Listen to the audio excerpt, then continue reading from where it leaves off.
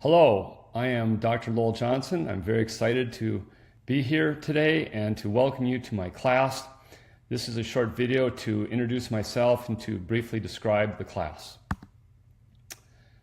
The best way to reach me is with my email address, ljohnson@capellisd.com. I will have tutoring hours in the mornings, almost every morning, and any other time by request. But if you can't reach me, you can have tutoring from one of the other teachers on Monday, Tuesday, Wednesday, or Thursday in the morning or in the afternoon. Here is the schedule and the location for the tutoring.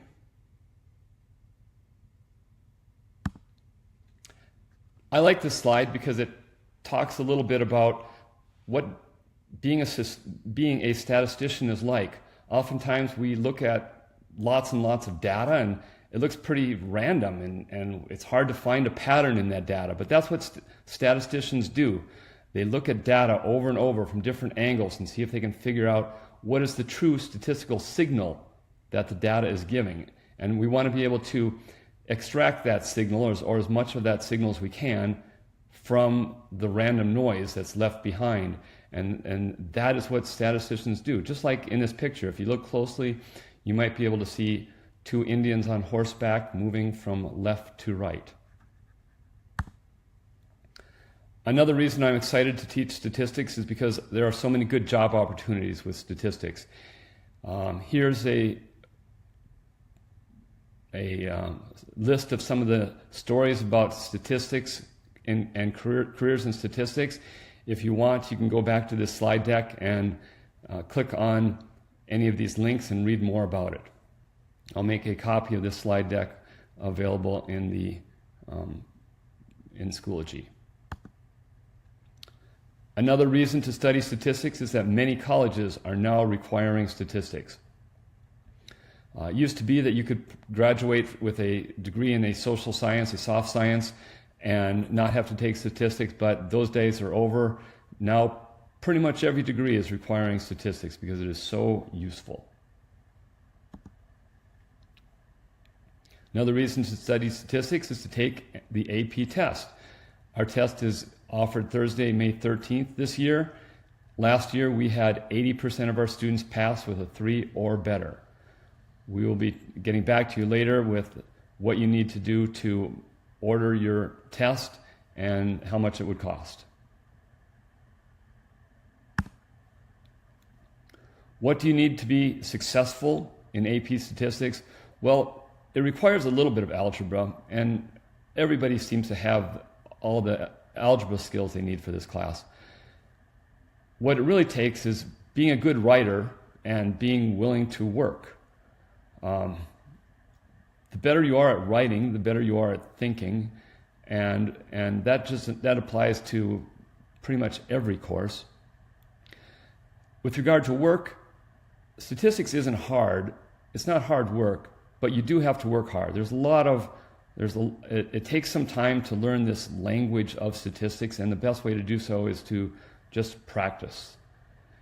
If you have any questions at all, please address them early, talk to me, and let's work it out so that we have a successful year.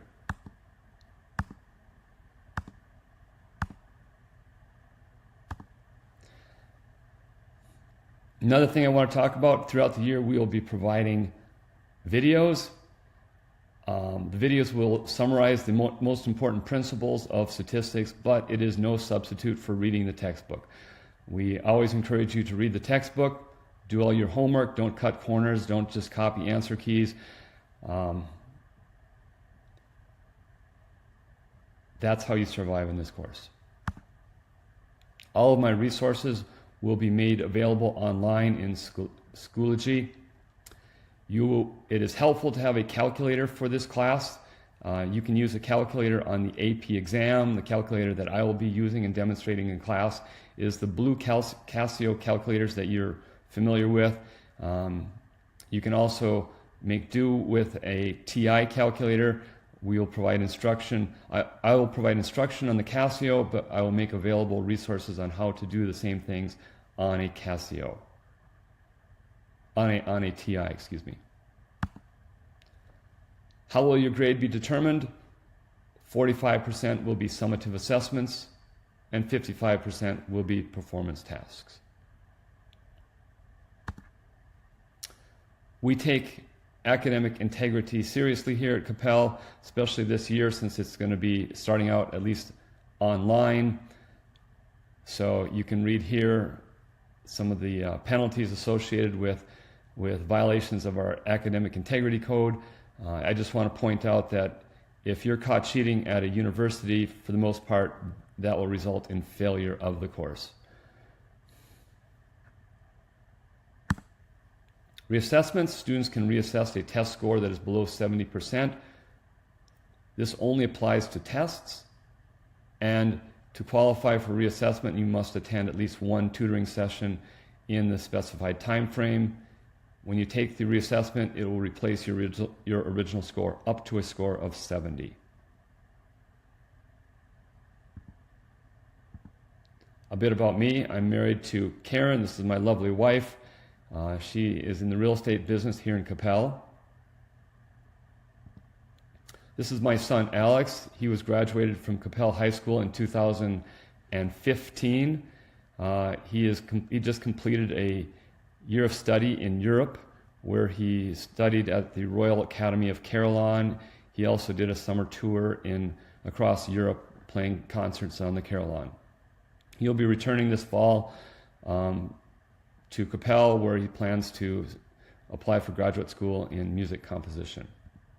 This is my daughter, Christine. She also graduated from Capel High School a few years ago. She is presently taking a course in becoming a farrier in Oklahoma City, but upon completion of that, she will return to Colorado and start her business in becoming a farrier. These are our two guinea pigs. On the right there is Sprinkles, and on the left is Shaggy. A little bit about me. I was a former Peace Corps volunteer in Kenya, East Africa. That's why I speak Swahili. This was a defining experience for me. It helped me, help decide major decisions in my life later on, and is essentially the reason why I'm back teaching, because I so much enjoy being in the classroom. I taught in Kenya for 2 years in rural secondary schools. I taught business, English, and math. I graduated from Concordia College with a degree in math. I was graduated from Hamilton University with a law degree. I practiced law for 5 years in the states of Minnesota, Nebraska, and New York. I also attended graduate school in economics in Nebraska and got my PhD in economics from Rutgers. After that, I did economic consulting in New York City and in Dallas for a couple years, until one of my clients, a multinational company named Alcatel-Lucent, hired me to become their international tax director. I did that for many years until I just felt tired of the avalanche of email messages and decided I wanted to come back and teach, and that's why I'm here.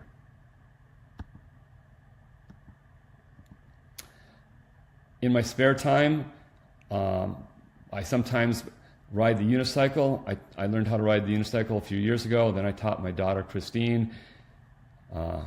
Shortly thereafter, the teacher became the student, and the student became the teacher. She is now much better at unicycling than I ever was. I also ride my bike until the tires smoke. Welcome. Thank you.